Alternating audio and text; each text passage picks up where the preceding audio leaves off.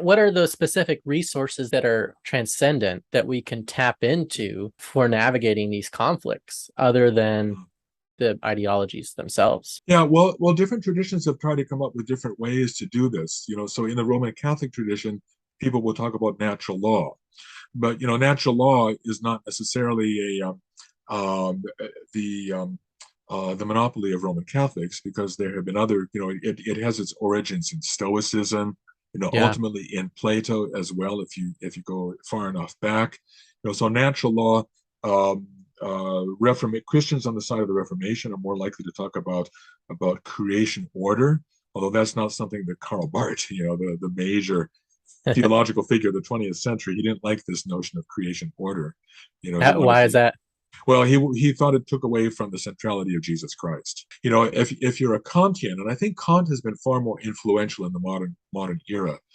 So Kant was a liberal. He was an individualist, but in order to try to find a way of binding people together, to come up with an ethical system that people could agree on, he came up with something called a categorical imperative.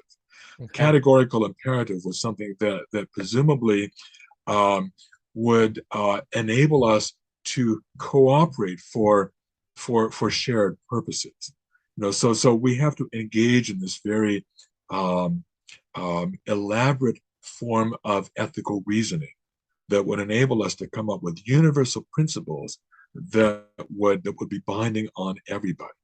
Yeah. John Rawls, A Theory of Justice, and his political liberalism is this very much in the Kantian tradition. And John Rawls, the Harvard political philosopher, very influential in the latter part of the 20th century and into the first part of the 21st century as well. So basically, it means that we have to have people who are almost like philosopher-kings. This might get us back to Plato again, but Yeah. people who can think through the implications of our ethical choices and be able to come up with, it's not just the will.